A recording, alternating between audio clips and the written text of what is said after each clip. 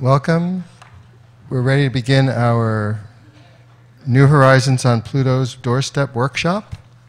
And our speakers who will speak in this order are Alan Stern, New Horizons Principal Investigator. He's at Southwest Research Institute in Colorado. William McKinnon, he's New Horizons Co-Investigator. He's at Washington University in St. Louis, Missouri.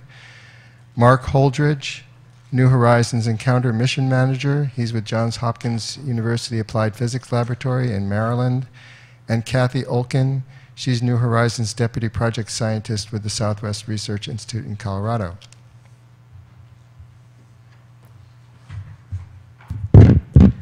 Okay, well, hello everybody. Thanks for coming to this workshop. It sounds like science fiction, but it's not. Our spacecraft is arriving at Pluto. The encounter begins in 3 weeks on January the 15th, and in the next 20 minutes or so, we're going to tell you a good bit about that. In a very real sense, this is the Everest of planetary exploration. I know when all of us took astronomy for the first time, we learned about the 9 planets.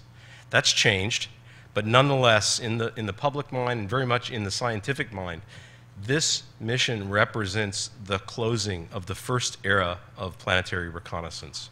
We've made it to the farthest place with the fastest spacecraft ever launched. This is our route of flight.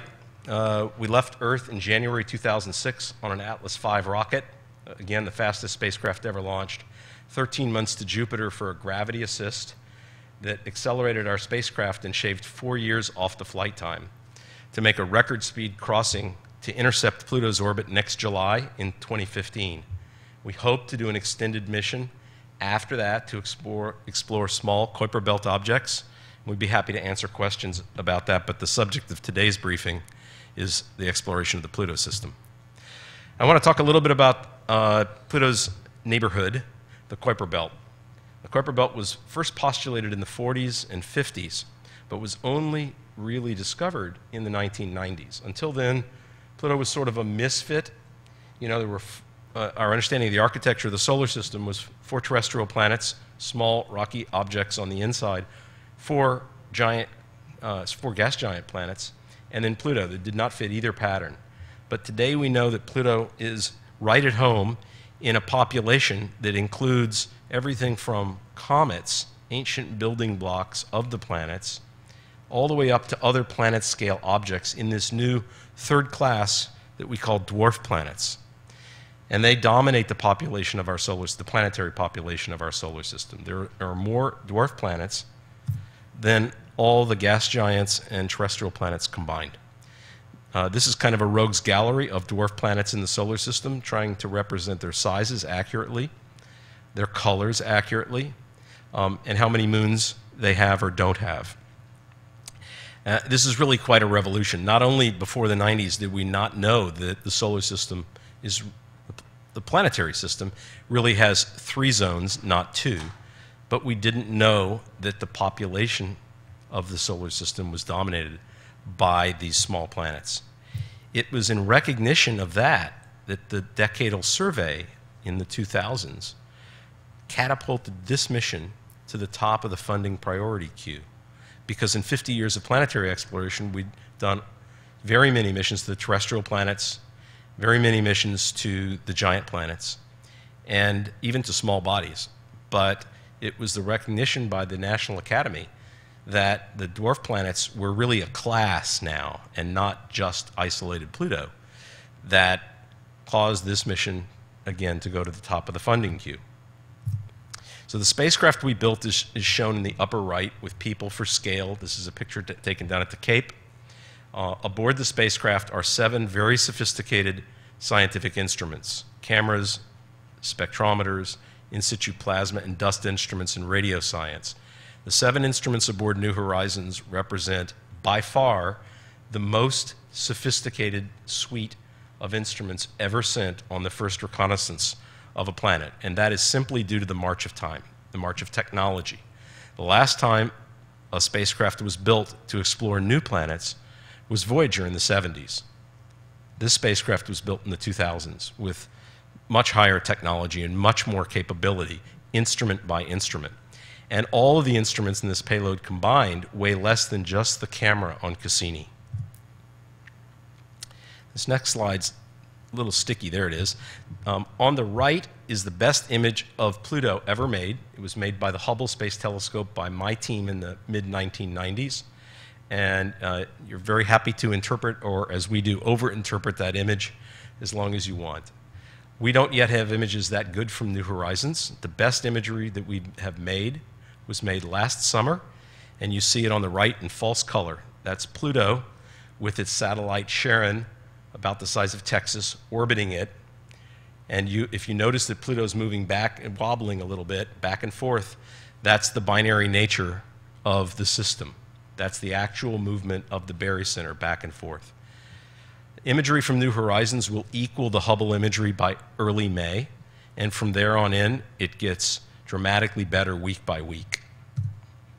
And just to show you the kind of capability that the imagers aboard New Horizons have, one of the postdocs on this project, Amanda Zangari, created this slide.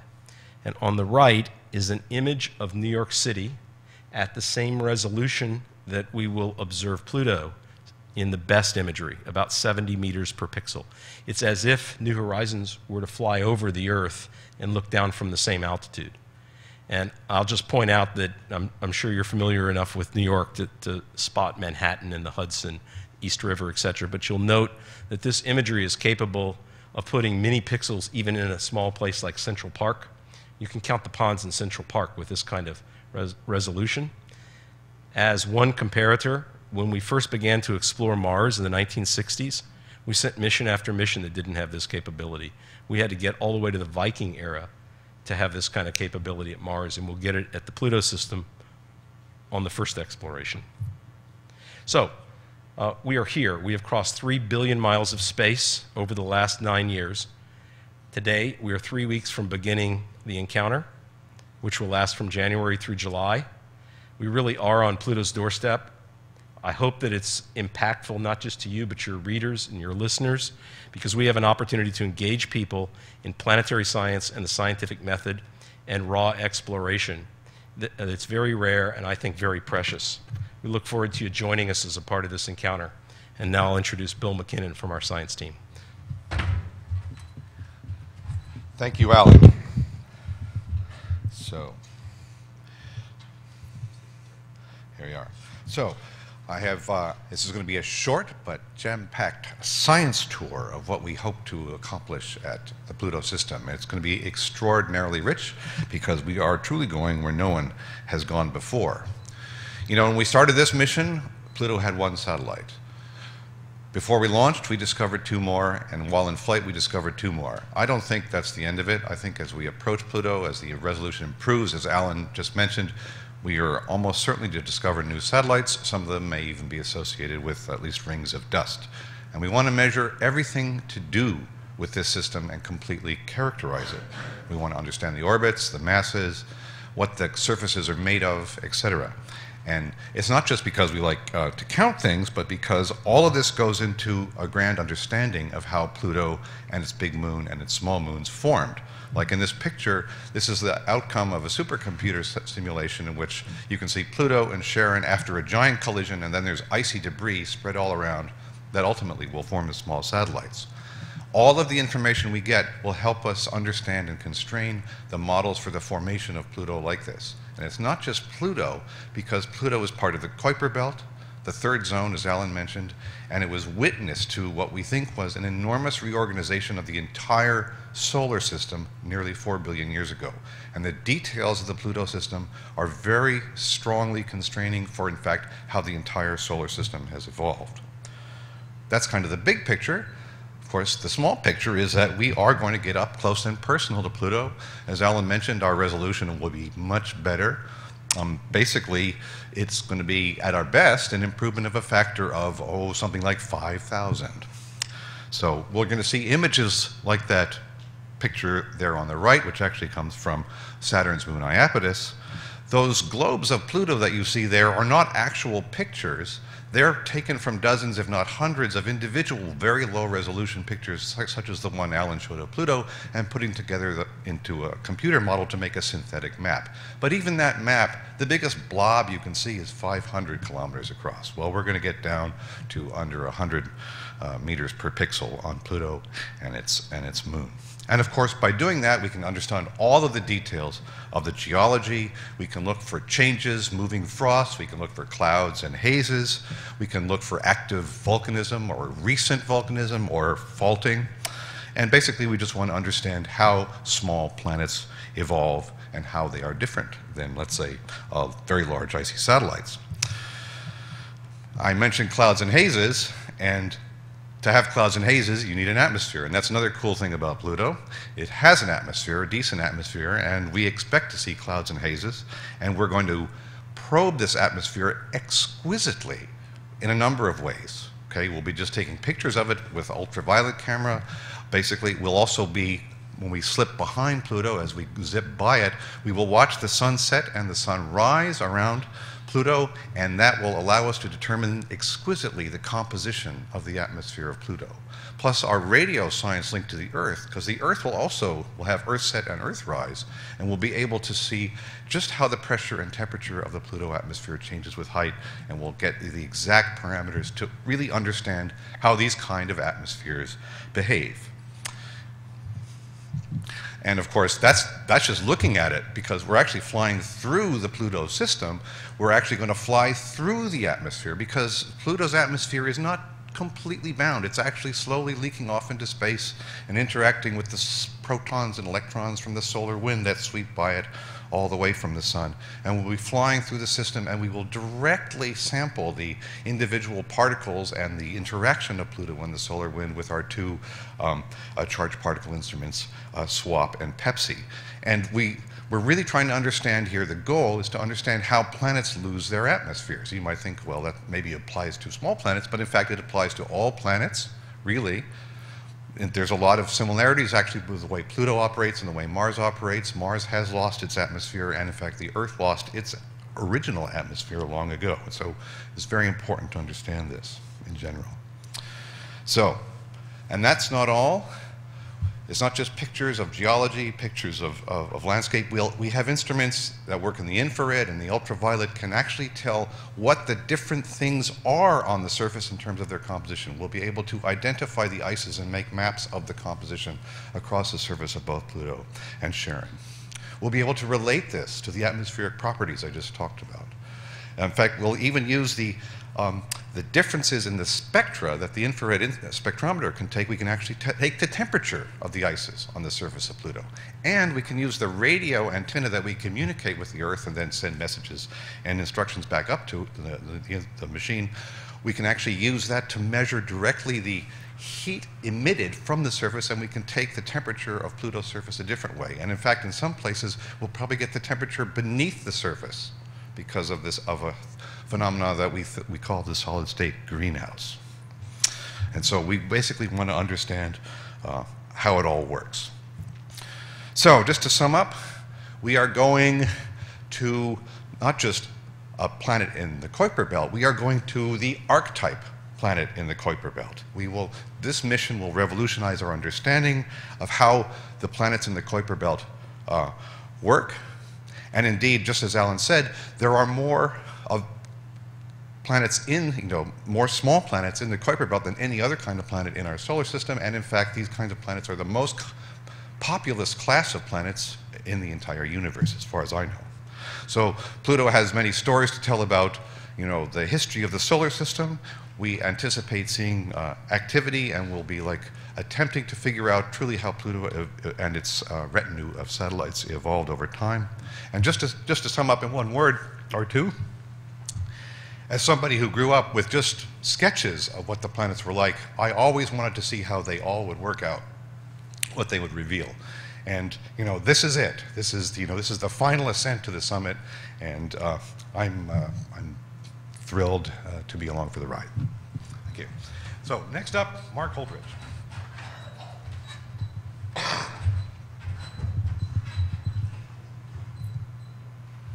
So you've just heard about all the marvelous science that this mission is going to be returning in the year ahead. I'm going to talk a little bit about the operations and the navigation required to deliver the payload to Pluto. So Alan had shown a red line going to the Pluto system. In order to accomplish these observations, we have to be able to fly by Pluto at a very precise time and a very precise predetermined location called the aim point. And if you connect the trajectory from where the spacecraft is now to that aim point, we call that the reference trajectory, or that red line that Alan had shown that it pierces through the Pluto system. We use a number of different techniques to follow that path. Optical navigation is one of those, where we image Pluto repetitively on approach to determine the relative position of the spacecraft relative to Pluto, and then we perform a number of trajectory correction maneuvers to realign our trajectory to line up with that reference trajectory. So we'll be doing that in the months ahead. We're going to start another optical navigation campaign in January, and that'll lead up to a potential maneuver in March. In addition, we're also going to be taking some long exposure images of the Pluto system, looking for any potential debris sources, any additional moons or rings or whatnot, that might cause concern for flying through the trajectory on the nominal path, and then we'll have to make a decision whether we want to stay on the nominal path or not. Of course, there'll be a number of instrument science observations made continuously through the approach phase, and then in the final days, that's when the optical images will give us enough resolution to be able to determine very precisely what the flyby timing is for Pluto. We want to try to nail that to within roughly 100 seconds, and we can do timing updates as well as orbital updates to the guidance and control systems on board to ensure, optimal science pointing. This is a graphic that shows where these OpNav campaigns are, the optical navigation campaigns. We're starting number 2 in January, and that runs up to the maneuver in March, you see on the bottom row. And then we have 2 more OpNav campaigns, 3 and 4, that lead up to closest approach. OpNav campaign 4 takes you right up to Pluto. That's where those final timing updates are going to be performed. So it'll be a very, very exciting time for us. And you can also see there in the lavender where we're going to be taking these longer exposure images to look for any potential debris sources. We could also use these trajectory correction maneuvers to divert to an alternate trajectory if we needed to. Then after the flyby, we'll be, of course, anxiously awaiting the results and downloading the science. And we'll also be getting ready to do a KBO targeting maneuver. We do have a couple good candidates for KBO, and we have placeholders there where we can do the maneuvering necessary to change from our reference trajectory to a KBO trajectory. And of course, then we continue on with all the science playback for over a year. And Bill and Alan had talked about the science. It's broken up into these various approach phases. Approach phase 1, which we're now entering, and then we move on in through approach phase 2 and 3 in the months ahead, and of course then a departure. There'll be some science taken on departure. And this is just a depiction of the New Horizons spacecraft approaching Pluto. And of course, there'll be various science observations made during this time with the spacecraft reorienting itself back and forth to Pluto and then playing the data back to the Earth. And then the reference trajectory that I mentioned at the beginning, this red line, was very carefully designed to fly by Pluto at a precise aim point, a missed distance to the side of Pluto, so the cameras and the other instrumentation can look at Pluto. And then it also pierces through occultation zones there so that we do get to see the occultations from the Sun and the Earth as we pass behind Pluto and Charon. So the whole goal here in the months ahead is to keep the spacecraft on this red line, if you will. So there you have it. That's basically the mission. The departure is going to be a long period of time playing the data back, as I mentioned, and potentially these KBO maneuvers. And I think the whole playback will take roughly 16 months is what we're looking at through the Deep Space Network. So next up is Kathy. She'll talk about the science and the outreach.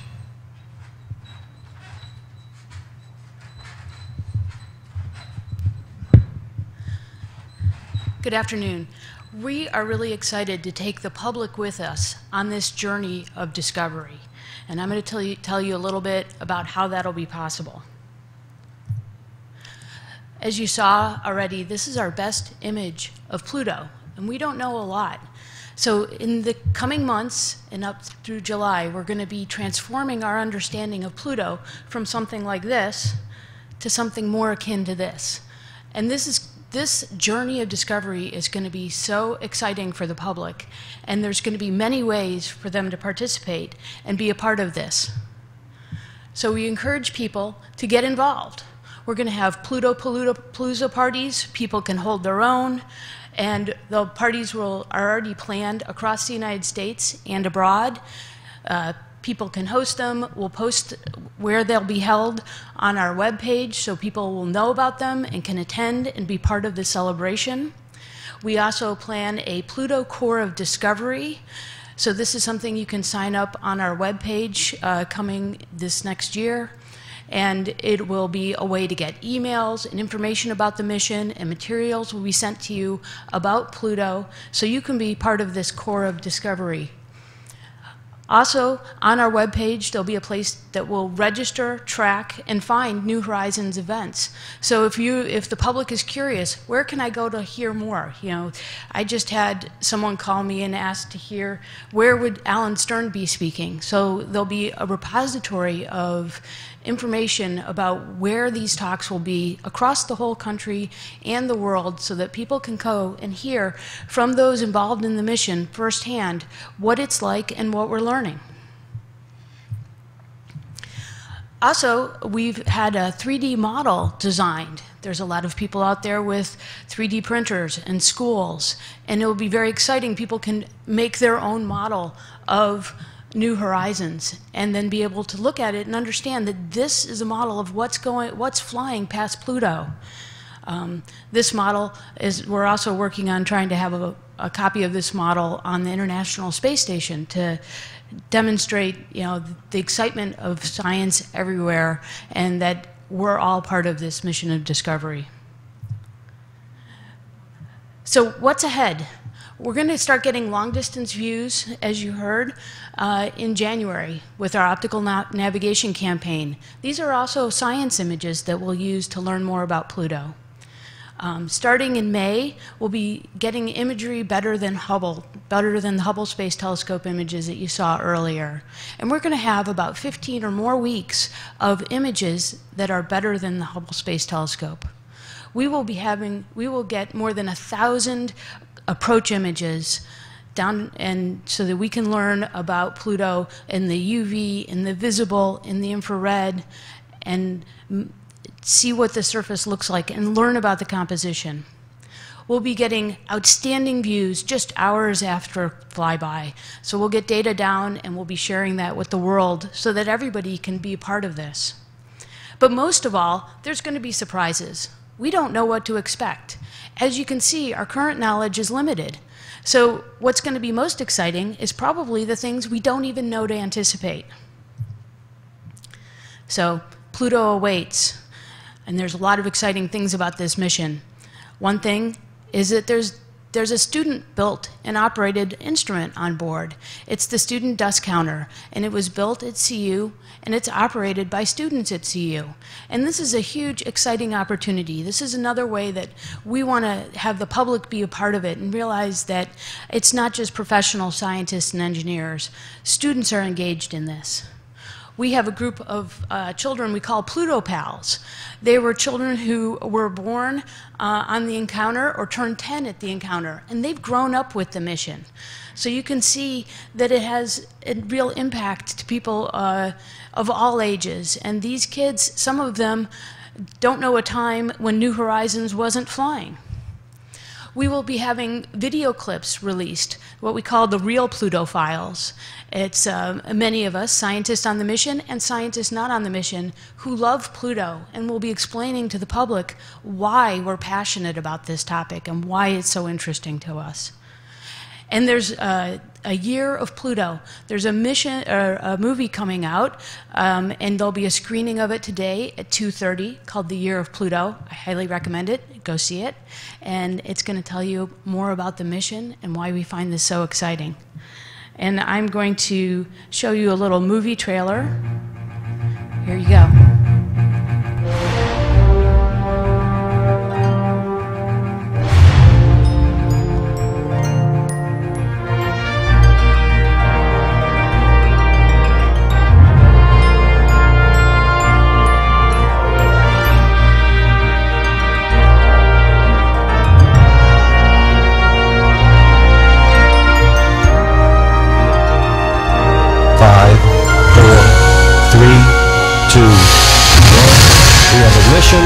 and liftoff of NASA's New Horizons spacecraft on a decade-long voyage to Pluto and then beyond.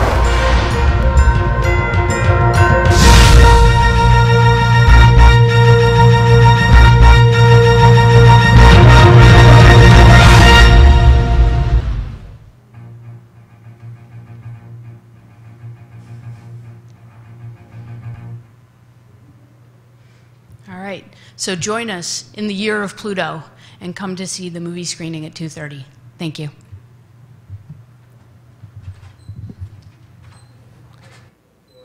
Questions? And I think the mics are live. The questions are for registered press at the meeting. Thanks, Peter. Alex Witsey with Nature. Alan, can you just talk us through what actually happens on January 15th and in sort of the weeks thereafter? We sort of talked all the way in broad strokes from January to July, but tell us what's happening in January. Yeah. So approach phase 1 that begins on January the 15th is dominated by the kind of optical navigation where we take images with a long-range LORRI camera of Pluto and its satellites against a star field behind Pluto. Transmit those to the ground where our two navigation teams use those to compute burn targets to keep us on that red line trajectory that Mark talked about. But at the same time, we're also beginning science. Because we're approaching Pluto at a phase angle, that is an angle relative to the sun that you can't see from the Earth, we can do some unique photometry of Pluto and the satellites. We'll also be studying the interplanetary environment with our two plasma sensors, SWAP and PEPSI. We'll be making measurements of the Kuiper Belt dust flux with the student dust counter throughout that early phase. That's early environmental characterization and navigation, and that will last approximately until April. And then the pace of activity picks up month by month after that. By the time that we get into May and June, the spacecraft is not only inside that BTH, or better than Hubble line, where we're really doing truly unique things in terms of the resolution, but we're also able, with our ultraviolet spectrometer and infrared spectrometer, to begin to get the first composition measurements. That will, the pace will pick up more and more. The spacecraft pretty much goes 24/7 by the time we're in June, either taking data or sending it back to the Earth. Along the way, more navigation solutions, more burn possibilities for the spacecraft's engine, because we're constantly homing in. And in parallel with that, this whole activity Mark also spoke about, where we use very deep images made with the same camera, LORRI, to look for hazards. We're shipping those to the ground. There's a whole ground team that analyzes those, and we'll be deciding whether or not we have to switch to one of the alternate aim points. It's very unlikely, but like all space missions, we have our backup plans. Now let me just speak very briefly about the closest encounter. We designed this spacecraft to do amazing things at Pluto. And because the mission was built on really a revolutionary budget, about 2 dimes on the dollar compared to Voyager, we had to make some engineering compromises. We put our money into the payload and the spacecraft's capabilities to take data at Pluto. And the place where we made a compromise that's important for you to know about is that we don't have an articulated high-gain antenna that can point to the Earth, except when we point the spacecraft so that the antenna is pointed at the Earth. That means that we have to choose, when we're closest to Pluto, between talking to the Earth and studying Pluto, pointing the cameras. So we've opted to study the Pluto system. That's why we're there. And on encounter day, the spacecraft will not talk to the Earth at all. It'll be very, very busy. And only that night, late, will there be a little check-in from the spacecraft that says, I finished my job up to now.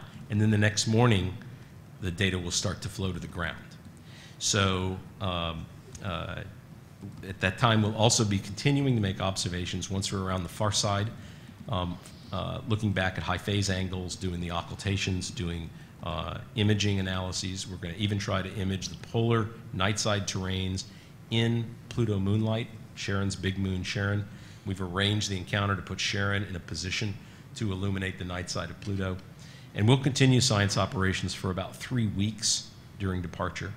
And then we'll initiate this long and sustained campaign that'll last 16 months that Mark spoke about to transmit all the data to the ground. So although you'll see 1,000 images on approach, most of the big data sets, the spectroscopy data sets, for example, that are taken big data cubes at encounter will come down later. And little bits and pieces right around encounter, so we get a sense of what we're going to be discovering. But from a scientific standpoint, this is going to look a lot like an orbiter. The spacecraft is long gone from Pluto, but new data is raining down every week and every month for 16 months. Ken Chang, New York Times. A question about the alternate trajectories. I seem to recall a few years ago there was discussion of having the flyby much further out because of concern about the debris, and then you decided to keep the original trajectory. How much leeway do you have at this point? So what we've done is, let me back up a little bit, Ken. The debris concerns map into not just alternate trajectories, but because you're flying by at different distances, to different command sequences to make the most out of each trajectory.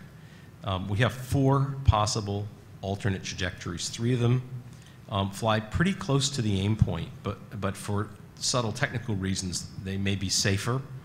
But their distance to Pluto at close approach is only a few % different. And then one goes, and this is a little counterintuitive, it goes much closer to Pluto. It dives down into the region that would be the equivalent of flying through low Earth orbit if you were flying over the Earth, where very high altitude atmosphere drag clears debris particles out. And that may be the second safest place to go. We think where we're headed already is the safest place. But what we call our deep inner Shabbat being the term for these different alternates, the deep inner Shabbat won out after analysis over distant flybys as Shabbats. This actually looks safer. Yeah, and if I could just add to that, the source of the danger is probably small particles coming from the smaller moons, but they're much farther away from Pluto and Charon, and we found that the safest place is actually to fly in the orbit of Charon, but not when Charon is there, because Charon's like a giant vacuum cleaner and sucks up every particle that's orbiting nearby. Other questions?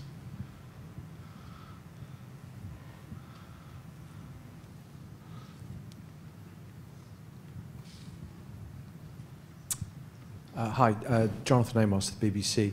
Are you using Pluto to help you target the KBOs? I mean, are you using some sort of gravitational effect to make sure you're on track to reach those distant targets?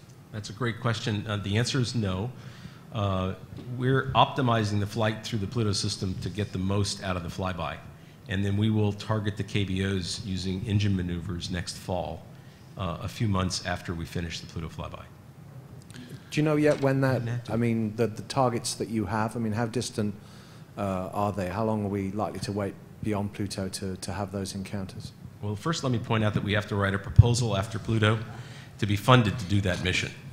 But from an orbital mechanics standpoint, we know when we would reach those 2 targets, and they're in slightly different directions away from the nominal trajectory, one on one side, one on the other. Both encounters are about 44 astronomical units from the Sun. That's 11 astronomical units, or about 1 billion miles beyond Pluto. One encounter would be approximately 1 January 2019, plus or minus just a matter of days. And the other will come in mid to late March 2019. We'll choose the target with NASA next summer after the Pluto flyby. Go ahead and target by doing the maneuver, because the sooner you make the maneuver, the less fuel it costs, and we only have a finite supply on board. And then write the proposal to go to senior review and see how it does. Anybody want to add to that? It's a kind of, we're already going there, guys, yeah? That's the orbital mechanics. Yeah, and even though we don't use or even Pluto or its moon to alter the trajectory, our radio system is so exquisitely stable that we will be able to tell the subtle gravitational signatures of Pluto and Charon as we zip by. It'll be a good independent test of our best guess as to what the individual masses are. More questions? Hi, we have a question from the online chat. Leo Enright from Irish TV. It's more of a logistical question, not a science question, but it would really help to hear how the press coverage around Encounter will work. First pictures don't come for many hours. How do you think we should plan for covering events? will you be able to do a useful science briefing at Flyby plus 1 day? And then he also says, I'm wondering, do I just turn up at Johns Hopkins for the encounter, and what should I expect over the 3 days around encounter? Well, I think the simplest answer is talk to Mike Buckley. Mike, why don't you raise your hand? Mike's our public affairs officer from Johns Hopkins Applied Physics Lab. We will be having a whole series of image and data releases on approach. And the concept, not fully developed yet, but the concept is to have weekly briefings, just like Voyager did in the final weeks on approach, which will turn into daily briefings about a week before. The imagery, even at that point, is going to be mouth-watering, and we will be getting spectra to the ground and other data sets as well. We actually conduct full science team simulations with simulated data products to practice this time-critical process of getting results out to you all so you can get them out to the public. And I can guarantee you that on the morning of 15th of July, we're going to be ready.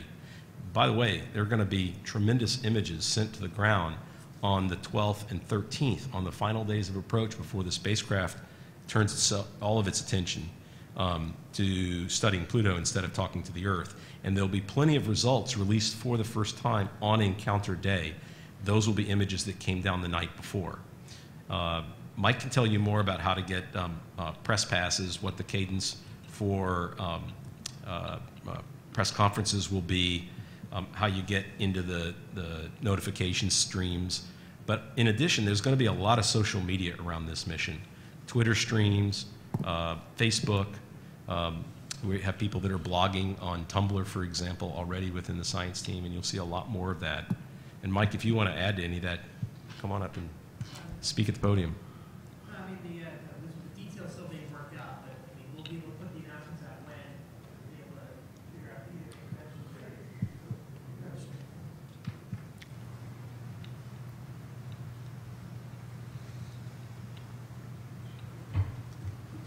I'm going to come up to the podium to say that I don't have a lot of detail yet, but what we'll be able to do is issue advisories on when we'll be able to, say, register to come to APL to cover it there, and also make everybody aware of any webcasts or other sort of live feeds of data we get back to discuss around close approach. But you know, I can take your information. We have mailing lists where we send out news. Many of you are already on that, to keep you informed of when that's going to happen. And we would put those announcements out through NASA as well. Thanks, Mike. Yeah, just one final one for me. I mean, I don't know if it matters anymore and what's in a label, but Alan, how do you reflect on the IAU decision all these years on now? Does it matter anymore? I'm taking a bet. The bet is whether I can ever do any media event without being asked about that in the next 6 to 12 months. And others can, you know, particularly on the science team, you know, if Bill or Kathy want to jump in, feel free. I'll just say, let me just make an analogy. You wouldn't go to a podiatrist if you needed brain surgery, and I don't recommend that you ask astronomers to do the job of planetary scientists in planet classification. I mean, just listening to you at the beginning, you seem to have put a very positive spin on this. I mean, you're talking now about, you know, the most populous group in the solar system. This is why we need to go there. I mean, originally we were going to the 9th planet in the solar system. Yeah, well, I will say that from a, you know, we're in the midst of a really epic change in our understanding of what it means to be a planet. And you see these discoveries made around other stars as well. Who expected planets around pulsars? Who expected hot Jupiters, planets with the density of balsa wood, super Earths? You know, you can go down the list. None of these were really predicted. Similarly, in our solar system, there wasn't really a prediction, or if there was, it wasn't really very well known, to expect very large numbers of small planets. And the initial reaction to it, I think, was misguided, and that there's a more nuanced and little subtler view that is reflected within the planetary science community today. But we're in a time of change. I think historically Pluto will always be considered the 9th planet, but from a technical standpoint, it's obviously one of a very large class, the best known in that class because it was first discovered, and so far it's the largest in that class, and apparently the most complex, richest satellite system, most interesting atmosphere, etc. But I think what you can help with as communicators is for people to understand how this is a time of change within the field as we're getting used to a new paradigm with large numbers of small planets. You want to add to that? I'll just say, there are different kinds of galaxies. There are big galaxies and small galaxies, and we officially call small ones dwarf galaxies, like the Magellanic Clouds that are satellites of the Milky Way. Pluto is a small planet, but there are many small planets in our solar system, and I think that's wonderful. Yeah, and I just want to chime in on the definition of a planet. I don't think it's a very useful definition, the one we ended up with. I think it's very short-sighted to consider that planets only have to orbit around our sun. And then also, as a scientist, I prefer very rigorous quantitative assessments. And what does it mean to clear a neighborhood? I mean, how do you know when it's cleared? I just don't think that's a useful definition, and I don't think it helps the public to be putting out definitions that are really very soft like that. It makes them think that maybe science isn't rigorous. Josh Roberts, California Academy of Sciences. I am an astronomer who wholeheartedly tries to stay away from defining planets. But an interesting observation I've heard a couple times that there are so many more of these small Plutoids out there. Do you have any guess at population or total aggregate mass? I'd like Bill to respond to that, and then I'll have something to say. Yeah, it's actually really hard to know, right? Because for a long time, for decades, Pluto was the only one. Now we have, thousands of bodies identified in the Kuiper Belt. People estimate, using their best, de-biased, attempts to understand how telescopes, what they can really find and not find, that there may be 200,000 bodies in the regions of the Kuiper Belt that we know that are larger than let's say 100 kilometers across. Now, Pluto is much larger than that, but there are probably many more dwarf planets, and in deep space, beyond what we can see right now, we basically have no real idea. There could be many more larger bodies out well beyond what we consider the limits of the Kuiper Belt. But as every time the telescopes improve in their capability, we keep finding more and more distant things. It just doesn't seem to end. So let me add that I made an attempt to quantify this in a paper I published in Icarus some time ago. And there are some forensic clues that can give you a handle of this. I'll just march through it very quickly. Our paradigm tells us that the Pluto-Charon system was created in a giant impact. That is, that something larger than Charon hit Pluto and spalled the material off into orbit that accreted to be Charon. So you can ask the question, what is the likelihood of that happening if there were only two objects, that is, proto-Pluto and whatever hit it? And it turns out that it takes about 10,000 Hubble times, 10,000 times the age of the universe for those two objects to hit in the Kuiper Belt. It's very unlikely. You can invert that calculation to say, so how many do I need to make it likely in the first billion years of solar system history? And the answer you get is of order 1,000 Pluto-sized objects in the primordial Kuiper Belt. You can also take other pieces of forensic evidence, like the capture of Triton, a former Kuiper Belt planet, into orbit around Neptune. And you can fire Tritons at Neptune in your computer and measure the efficiency of capture and invert that for a population estimate. And the interesting thing is you get about the same number, about 1,000 small Kuiper Belt planets in the early days. And there are other arguments just like this that tell us there are very many, whether there's 1,000 or 10,000 or some other number. What we know is that there almost certainly are very large numbers of these guys that were initially formed. And it's really mind-boggling to think of solar systems that way, but that's what the data is telling us. So one quick follow-up. If Pluto is a good ambassador for the Plutoids, how good an ambassador for other binary systems, if they exist, is it? Well, I guess we'll find out. I will say I don't like the term Plutoid because it sounds like a particular ailment. And I don't know any planetary scientists that use that term. But I think we will have to answer your question after the encounter when we really have the data sets. This is raw discovery, and like the first missions to Mars or Jupiter or Mercury, I think all of our notions today are going to look quaint in about 7 months. Yeah, and we are looking at the Pluto-Charon system as, at the moment, as the closest analog to the Earth-Moon system in terms of a binary planet, a pair that suffered a giant collision that left debris in orbit. So we're hoping, ultimately, as we learn more about how the Pluto system formed, when we get there, we'll be able to reflect back upon how these sorts of mechanisms may work or not work. And so, and just like everyone has already said, we also expect to be completely surprised and amazed by things that we didn't anticipate, which will be equally as wonderful. Hi, I'm Leslie Mellon. I'm working on a NOVA documentary about this. I just have a question about the dynamics of the system currently. Do you know how many collisions happen? Do you know the 5 moons? Did they form at different times, or is this something you're hoping to discover?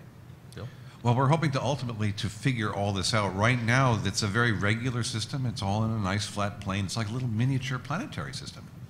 So Charon is close in, and you saw the movie that Alan showed, kind of orbiting around its mutual center of gravity. And the other moons are farther away in sort of almost perfectly circular orbits. We actually think that 3 of these moons may actually be in a kind of dynamical resonance. They do a little sort of gravitational dance with each other. But we're not sure, and by taking all these new measurements, we'll be able to figure that out, and whether, in fact, other moons are also involved. And maybe I forgot the last part of your question. Is that? Well, of course. Yeah, so right now we think the system is stable, but we actually think that it was probably more compact, and after that big collision in that little frame I showed you, Charon is closer to Pluto, and then it actually spirals away from Pluto, much the way the Earth's moon is presently spiraling away from the Earth, and then it's pushing the other moons out.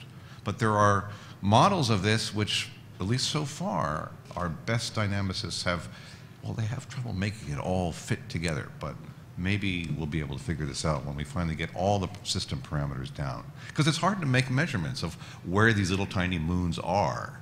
And that really you have to know all these things to understand the dynamics. Ken Chan, New York Times again. If there were 1,000 Plutos in the Proto-Kuiper belt, right now you have Pluto and Eris. Where did other 998 go?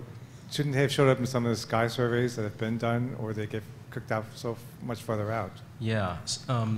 So when the Kuiper belt formed, current understanding is that some of the objects were in place, what's called a cold classical belt today. But the hot population actually was born among the giant planets, and it's that population that I was speaking of that had, according to estimates, about 1,000 Pluto-sized planets in it. Most of that population actually ended up in the Oort cloud or in interstellar space when you look at the papers by the dynamicists. And only a fraction of it got trapped in what we call the Kuiper belt today. So what I would predict is that as 21st century astronomical technology moves along with things like the giant 30-meter telescopes and so forth that'll be coming online in the 20s, as we can probe further and further, that we should find more and more of these as we get into the inner reaches of the Oort cloud. As I said earlier this morning, we're working against this art of the fourth reflection thing. So it's very hard, but if these models are correct, then we should expect to find dramatically more small planets, and possibly some large planets that were also scattered out there, Marses and Earth-sized things, in the Oort cloud. And so we'll have to wait and see. So that's about it in terms of time. Thank you, speakers, and thank you, everyone else, for being here. Can I just say one thing? I just wanted to say, join us all this afternoon at 2:30 to see the Year of Pluto in Moscone North in room 130.